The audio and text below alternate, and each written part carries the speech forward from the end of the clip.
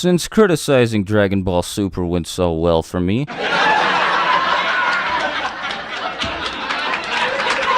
I figured, hey, why not try the same thing with Naruto? That's a brilliant idea. Nobody will get mad if I do that. So yeah, here we are, top 5 Naruto plot holes. Now, don't get me wrong, I love Naruto. I've been a fan of him since I was a little kid, and I still am today. But that said, you're expecting a little too much of me if you think I can ignore all of these Bijudama-sized plot holes. Like, seriously, there are so many of them that I had plenty to pick from, but I think I've managed to narrow it down to the 5 worst of the bunch. The only rule for the list is that I will only count something as a plot hole if it is found in the manga. No databook only information and no filler only information for this list. So with that out of the way, let's get started.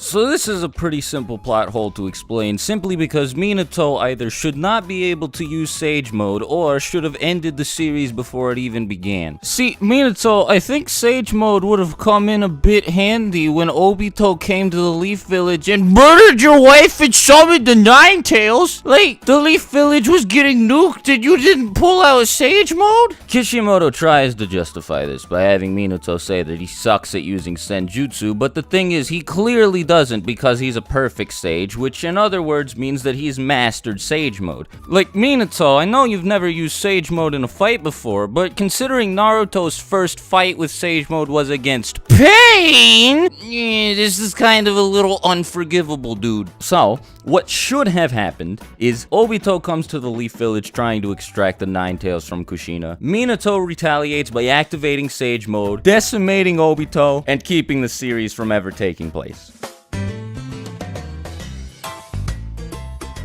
You know, though, Minato shouldn't have even been around in the final arc to use Sage Mode in the first place, because that required use of the Shinigami Release Mask, and the Shinigami Release Mask is just, it doesn't make any sense. So, long story short, the main purpose of this thing is to undo the effects of the Reaper Death Seal. That would have been really cool, considering it's created by the Uzumaki clan, who are really great with sealing jutsu, but Orochimaru has known about it since he first showed up in the series. And considering the first 4 Hokage of the Hidden Leaf Village and Orochimaru's arms were sealed inside of the belly of the Reaper, I think Orochimaru would have quite a few reasons to want to go after that thing. So why didn't he send the Sound 4 after it when he sent them to retrieve Sasuke from inside of the Hidden Leaf Village? Oops.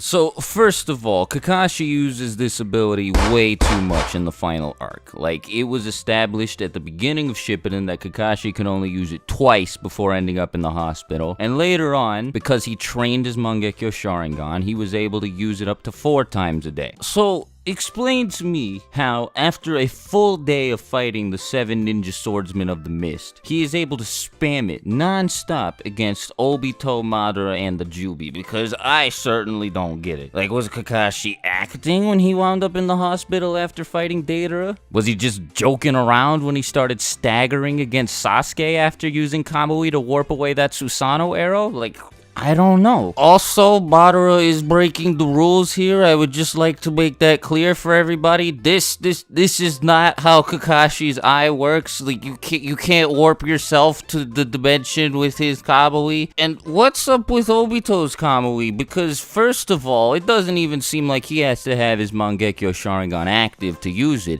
Second of all, his eyes don't bleed like everyone else who has a Mangekyo Sharingan when he uses his ability. Third of all, he doesn't go blind like every single other Uchiha who overuses the Mangekyo Sharingan, and he uses Kamui all the time. Like, for 5 straight minutes at a time, he phases through objects, and he doesn't even have, like, blurry vision. His eyes still perfectly fine. It doesn't make sense.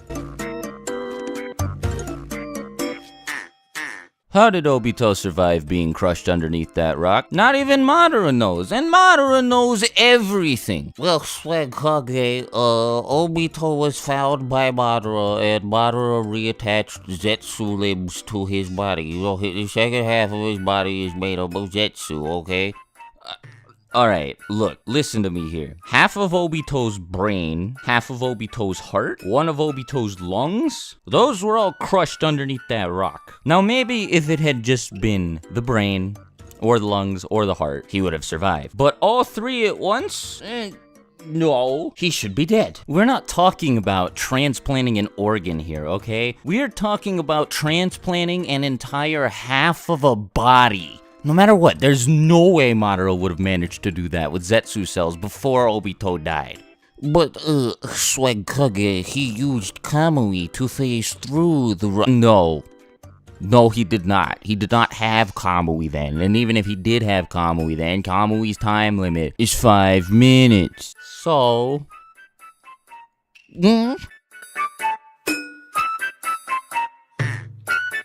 Why did Obito give Sasuke Itachi's eyes? Why did Sakura just now pull out the Byakugo seal? Seriously, I'm very confused. There was no build up to this at all. Sakura just used it all of a sudden. She didn't think maybe it'd come in handy against Pain, against Sorcery, any of those people? How did Naruto and Sasuke manage to overpower Obito with their Susanoo Kyuubi thing, when a combination of Hashirama's wood clones, Tobirama, Hiruzen, and Minato couldn't do anything to Obito? Why do they all seem to have unlimited chakra? How did Naruto learn how to use the 6 paths power? And on that note, how did Sasuke immediately learn how to use the Rinnegan powers? And don't get me started on